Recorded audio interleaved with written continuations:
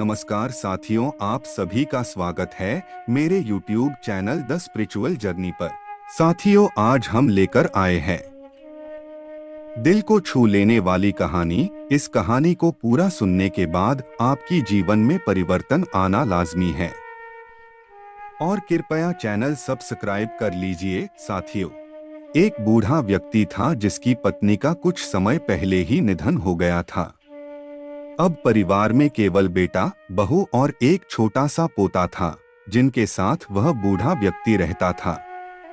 वैसे तो परिवार सुख समृद्धि से परिपूर्ण था, किसी भी प्रकार की कोई परेशानी नहीं थी, लेकिन वह बूढ़ा बाप जो किसी समय अच्छा खासा नौजवान था, आज बुढ़ापे से हार गया था।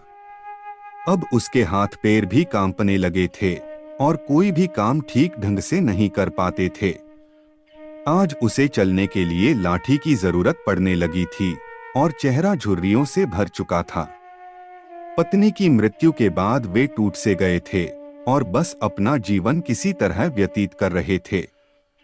उनके घर की एक परंपरा बहुत पीढ़ियों से चली आ रही थी कि घर में शाम का खाना सभी साथ करते थे।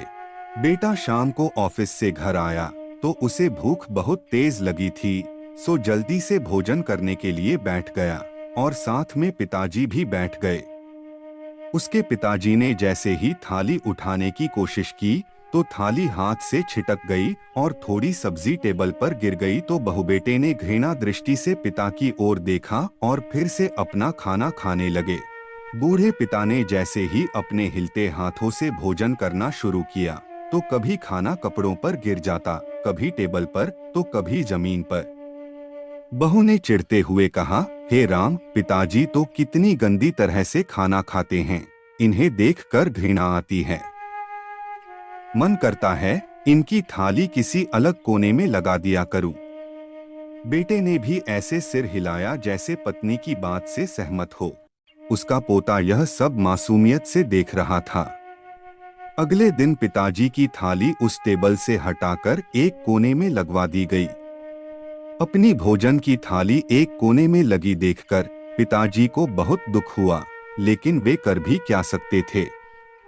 सो वे बैठकर अपना भोजन करने लगे।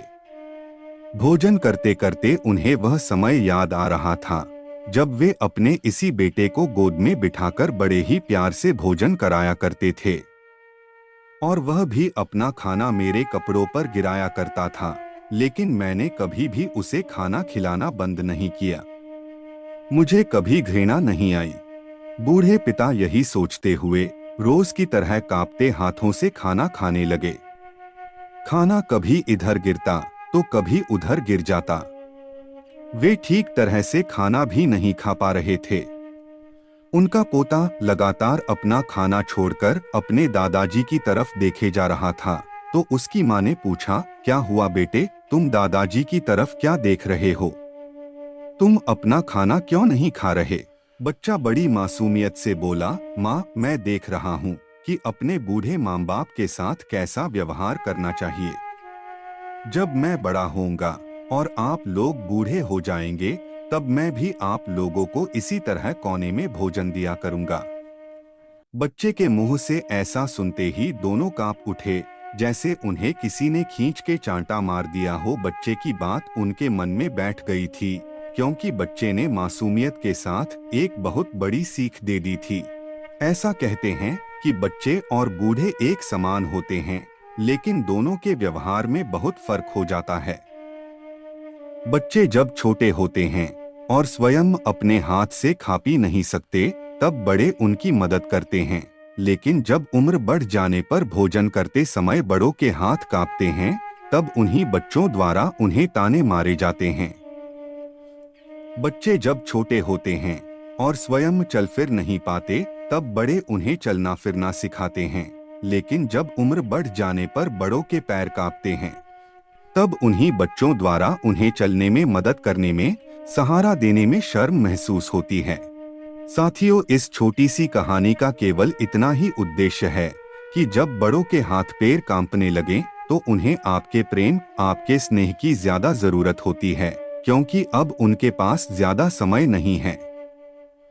उन्होंने आपको सालों संभाला है उन्हें भी कुछ साल संभाल लीजिए, ताकि जब आप बूढ़े होकर फिर से बच्चा बने तो आपको भी कोई उतने ही प्रेम और स्नेह से संभालने में खुशी अनुभव कर सके। धन्यवाद।